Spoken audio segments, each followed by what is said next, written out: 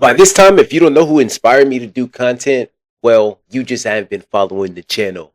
In my journal right here, I found from 2022, I have something interesting written down. And one of the things that it says at the bottom of it, you're not going to be able to see it, but I'll read it to you. It says 25 things my villain does. Now, why is that important? It's important because I was recently watching a live stream from the person that inspired me to start doing content seriously. And he talked about being the most hated man on the internet, being the villain and embracing that role for marketing purposes, well, because it's a time in his life, whatever the case may be. And it got me thinking, like, wait a minute, is that something that I wrote down before? And I think this was the time when I first started following him, but he's bringing this out again. And I don't know what made me actually go back into my notes and look at this. But as I was creating content and going through my notes, and I started to see the evolution of the content and how it switched and how it stays the same, I quickly realized that nothing ever is going to stay the same. You're never going to actually stay on the same trajectory as everybody else, which is why you have to embrace that role within yourself. You have to have clarity and knowledge of self to embrace this part of your life, which is exactly what we're going to be talking about today. Embracing that role of the villain that nobody wants to see. The reason why I say that is because for my whole entire life, I've been taught turn the other cheek. It's okay if they, do you wrong. It's okay if they're talking bad about you. You don't have to respond to them because that's going to make you look as desperate or seem as desperate as everybody else. And I internalized that and I said, you know what? You're absolutely right. I'm better than this. I'm better than them. And because I'm better than them, I don't have to respond to them or I don't have to say anything. Well, here's where I have a major, major issue with that.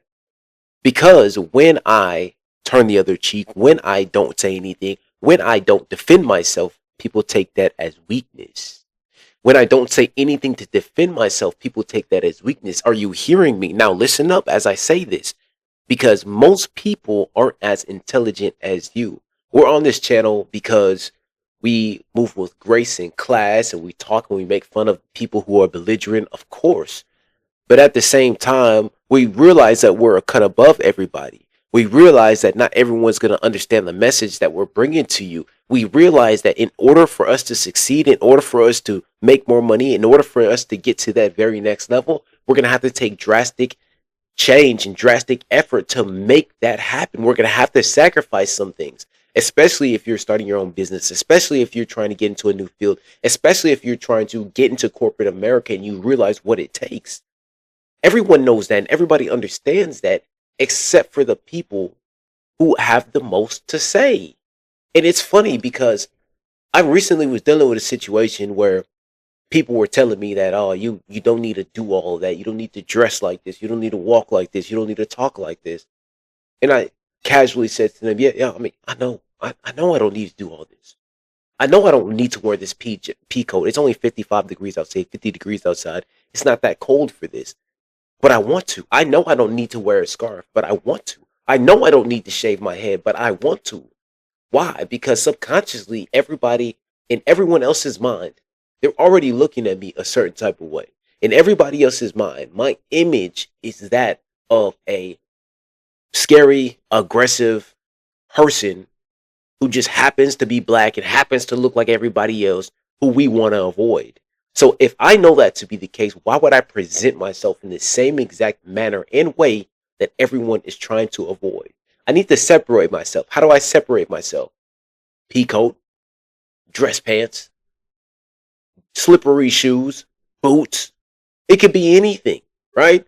But you have to go against the grain. You have to embrace that villain mark in order to realize that, listen, you're not going to win even if you're doing everything right.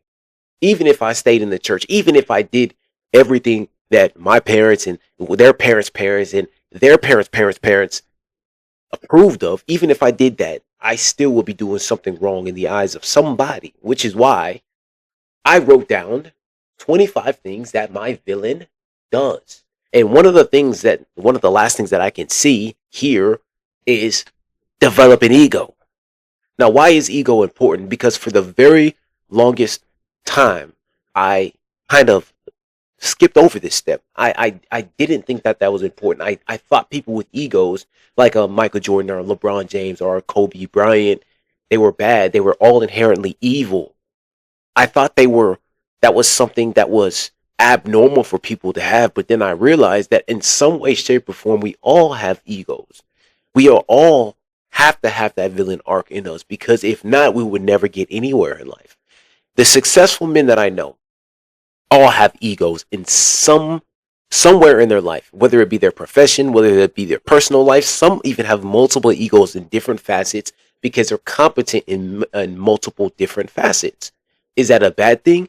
No, it just means they're competent enough to have developed that ego because they're confident in what they're saying. They're confident in their studies. They're confident in their ability to relay information so that way you guys can understand. Developing an ego is something my villain does. Staying away from weak men is something my villain does. And here's the thing. I'm at work. Some of the guys that I work with, I work blue collar. I work law enforcement. I work with law enforcement exclusively. Some of the people that I work with, some of the quote unquote baddest men in the world, answer to their wives. Yes, they live with their women. They answer to their women. Now, see, these are not inherently a bad thing because I do think that in terms of a relationship, you should include her in the decision making process. But the buck stops with you. You make you make the decisions.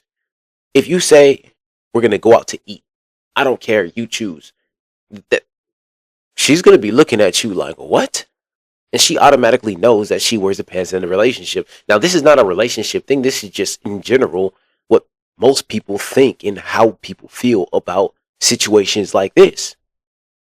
So when I say the things that my villain does is nothing like the things that I see other men doing, I'm completely going against the grain. I'm completely subverting everyone's expectations in the world because guess what? These people are so inundated with this ability and this need to be liked, this need to have this validation and attention from other people, especially women, because it validates their manhood.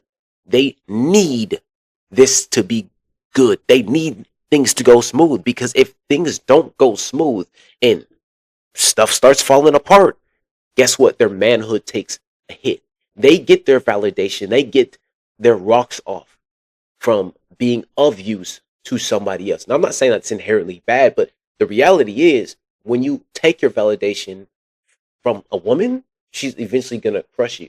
There was a video that I saw because I was watching a live stream from the creator that inspired me to actually do content full time. Is there was this MMA fighter and he and his woman were agreed to having a threesome. This gentleman, he got so angry that he actually hit the woman in the middle of them having a threesome. Like apparently he wasn't getting none or whatever the case might be. He went out to the store, he grabbed something to drink, he came back. And, you know, he got we get worked up, and these are the things that are gonna happen to you when you get your validation from other people. When I think about this is obviously like common sense, right? These are some of the things that you just don't do, right? Because this is what my dad told me to do. This is what I observed from him growing up.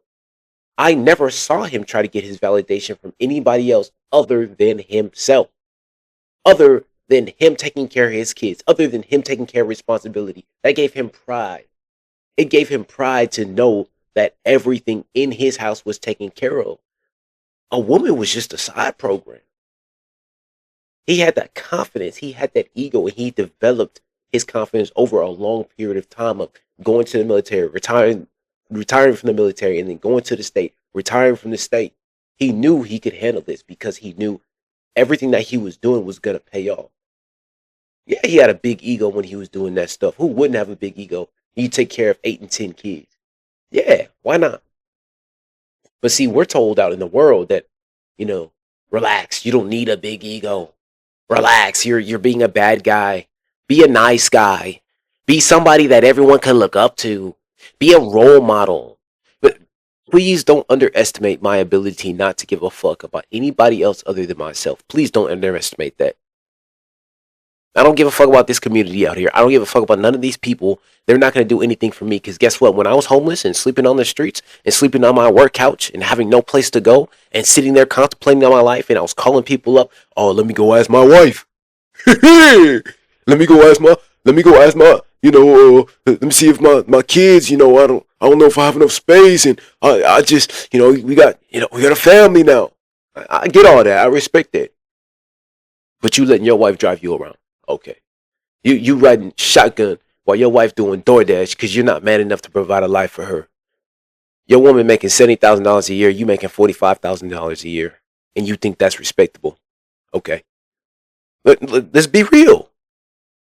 Come on now, let's be real. This is not anything that I adhere to. I don't want anything to do with that because I do believe that we should hold ourselves to a higher standard, and I do believe embracing these things right here, the villain arc, having an ego, not conversing with weak men, this is going to pay dividends in the future because it's going to make you go to a higher level. It's going to make you be better, not only for yourself, but for other people. If I'm wrong, y'all let me know in the comment section below. Hey, guess what? It's been Ace Attendant from the Social Grade School. I love you. I appreciate you. I'll holler at you guys later. Oh, and also, don't forget, real quick, if you have gotten value from this channel, don't forget to subscribe, hit the like button, and then hit the notification bell as well. I love you. I appreciate you. I'll holler at you later. Peace.